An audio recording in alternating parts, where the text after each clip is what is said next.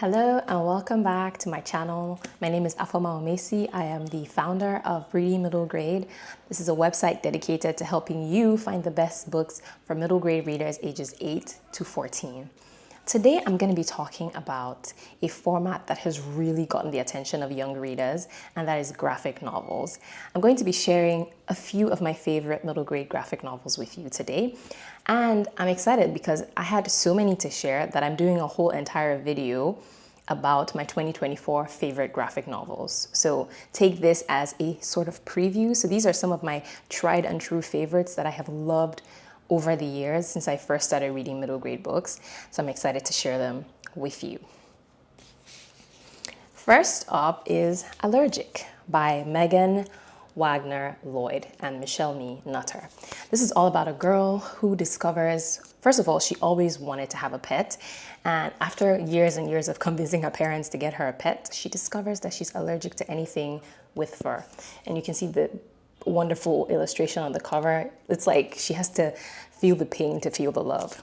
But what I love about this book is how gorgeously illustrated it is. I really love this illustrator's works. And I think this is a wonderful option for kids who love Raina Telgemeier, because it feels, even though it's not like an autobiography, it feels so true to life and it's so relatable, because while she's having these issues with allergies, her new best friend discovers that she's getting a dog. So you can imagine all the difficult emotions that come up in this story. This is perfect for kids in grades 3 and up. Grades 3, I mean like the advanced readers who have been reading Telgemeier, the Babysitter's Club, the graphic novels. They will love Allergic. And I've had so many parents tell me recently like that this has been like a wonderful next step for them when their kids have loved like the Babysitter's Club series or even Dogman. Excellent, excellent selection. I also love this author's other books, Squished. Just excellent for those kids who cannot get enough of realistic graphic novels. Next up is Curlfriends. This book, it just made me so happy. I was a huge fan of the Babysitter. I am still a huge fan of the Babysitter's Club books by Anne M. Martin. And this book, for me, has felt like the closest thing to that, even though maybe the kids don't feel the same way. I know that there are other very similar ones like the Pause series, which I also love. But I love this one because it presents like much needed representation, and not just a representation, it's actually a really wonderful story.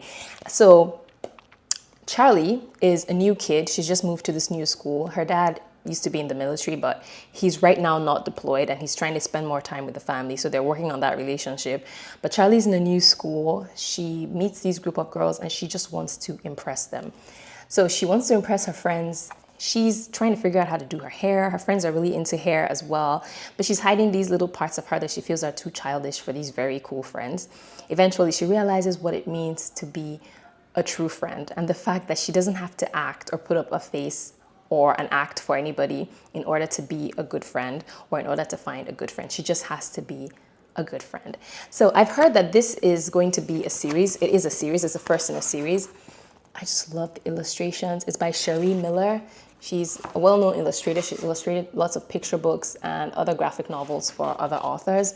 So I believe the next book is going to be from the perspective of a different girl. So I'm very excited about that. This is a bit of a thicker read in terms of page count. It's a higher page count. However, it is really accessible even for younger readers. I think definitely kids in grade 3 and up can read this as well. There's no problematic content. It is very, very much appropriate for that age as well. I don't think there's nothing about crushes in this book even. So it's really perfect for that group of kids who are like in 3rd, 4th grade and like really getting into realistic graphic novels. Oh, and by the way, I have reviews of these 2 books on my blog. I will mention whenever there's a review on the blog so you can get more information, because I'm pretty much just gushing about my favorites right now. So I'll direct you to the reviews for more information about each book, really in-depth stuff if you want to know more about them. But on to the next one. So I actually have the second book in the series for this one. The first book in the series is, what is it called?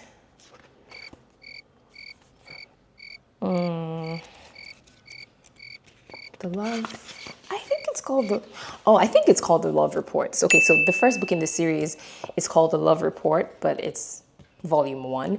And the series actually starts off with these two besties, Lola and Grace, and they see in their school that a lot of kids are dating and getting together, and they wonder, why exactly do kids get together and how do you make love last? Because one of the kids is actually going through a separation. Her parents are going through a separation, so she's wondering, how do we make love last? And they start to do a kind of investigation. That's what the first book in the series is about. There's also like a lot of misogyny from the guys in their lives, so we see the way they handle that as well. And of course, we see if they will find love and romance as well. And their friendship circle increases, as you can see on the cover of this one. They have 2 more friends. So it's really, really thoughtful. And it presents a realistic depiction of what many girls go through today. I think this is a good one to hand to your older readers, ages 11 and up, 6th grade, 7th grade. They would better appreciate this one. Definitely more mature in terms of those topics. I think there's a 3rd book coming out in 2025. So it's really wonderful that older kids can have these series as well. And I think even kids like in the 7th or 8th grade will appreciate this one if they love graphic novels. My favorite thing about this series is the illustrations. They're just so gorgeous. Look at that. So, so beautiful, and very short as well. I believe I featured this series in my list of short middle grade books. It's like under 200 pages, which is fantastic for a series that is targeted toward slightly older middle grade readers. Next up is one of my favorite graphic memoirs. So this is about graphic novels, but I had to squeeze this one in because I love it. It's called Button Pusher, and it's by Tyler Page. Tyler is hyperactive as a kid, and his parents can't figure out what exactly is going on with him, but eventually they discover that he has ADHD. So this story is about his life as a kid on Ritalin, managing his ADHD. I love the illustrations in this, but most importantly, I love the references that Tyler makes to his own medical records. So we see some information about his medical records and what the doctors say about him. And Tyler is also able, in hindsight, to make connections to his dad's own behavior while he was growing up, things that make it clear that his dad would have also struggled with ADHD. I also love this interesting, like, kind of back matter, maybe not back matter, but like kind of pauses throughout the graphic novels where we kind of learn more about ADHD and how it works and why people struggle with it. And it's very, very enlightening. If you have a kid who loves psychology or who has ADHD, this is a good one for them. This does talk a bit about body image, and of course there's some challenges in Tyler's family, so I would recommend this for a slightly older audience, ages 11 up, or even 12 and up, depending on their maturity. However, I really love it. It's very touching, really moving, and also highly informative and insightful about the struggles that kids with ADHD go through, and also that debate about whether or not to medicate. Tyler also has another book coming out in 2025. It's called Extra Large, and I'm very excited about that graphic novel. It's more focused on body image, which he touches a bit on in this book, but I guess the new memoir is going to go more in depth into that. So really great. Button Pusher is a good one to look at. It's also good for teachers because I think books like this help with building empathy and just helping you understand kids who are struggling with the manifestation of their neurodivergent brain. And it will help you to be more empathetic and to see that they're really trying their best to control their impulses and to do better, but it's the way their brains are set up. Next up is Measuring Up by Lily LaMotte and Anne Zhu. I'm not sure I'm pronouncing that correctly, but this was one of my favorite graphic novels when I first read it. I love it. It's about a girl who immigrates from Taiwan to the US, but has to leave her grandmother behind. Eventually, she misses her grandmother so much, especially because of the bond they shared, their shared love for cooking. And so she gets into this cooking contest, hoping to win some money to bring her grandmother over, even for a short visit. This book has lots of cooking contest scenes, which really made me happy because I am a huge fan of like MasterChef and all of the cooking contests. So there's a lot of that. And also it kind of looks into the friendship that she makes with this other girl on her team. and the bond that she develops with her family, and this real persevering battle that she has to make sure that she can win and bring her grandmother over. So again, this is a very sweet one. I would also recommend for fans of Telgemeier, if you're searching for more books to feed those kids who can't get enough of realistic graphic novels, this is excellent. I love this author. She has another book out this year called Unhappy Camper. I did like this one more than Unhappy Camper, but if you love this, definitely still check that one out. It's about sisters at a Taiwanese summer camp. Taiwanese cultural summer camp. And I think that also could be good for fans of Raina Telgemeier's sisters. But this is measuring up, and I loved it. The next book I want to talk about is The Mighty Onion. Unfortunately, I don't have a copy of it, but I'm going to find spreads to try to put on the screen so you can see what it looks like. It's about two kids who form a partnership, an artistic partnership. One of them has really great comic ideas, but he's terrible at drawing. So he finds this girl in his class named Pam, and they collaborate that Pam is going to help him draw this great idea he has for a superhero. But collaborating proves to be more challenging than they thought it would. And so this story is so creatively told.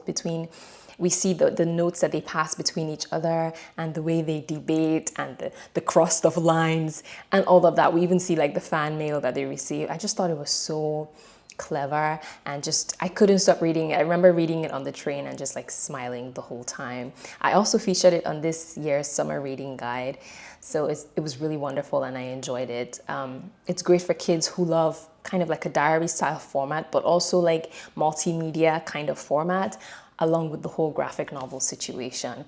It's by Mark Crilley, and I'm going to put more information about it in the description as well and on the screen so that you can see what that looks like.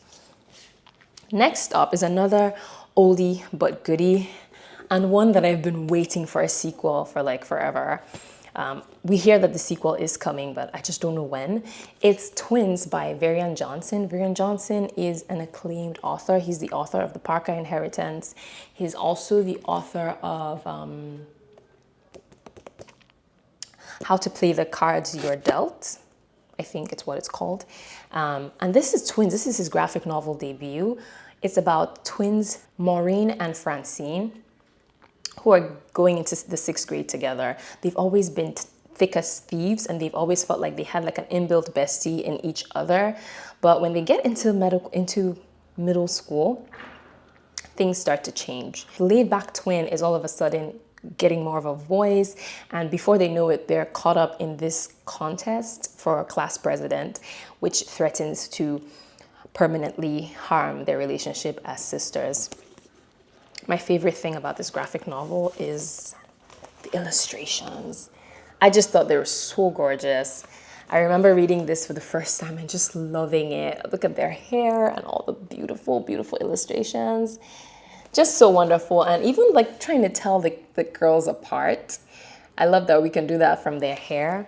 I love this one.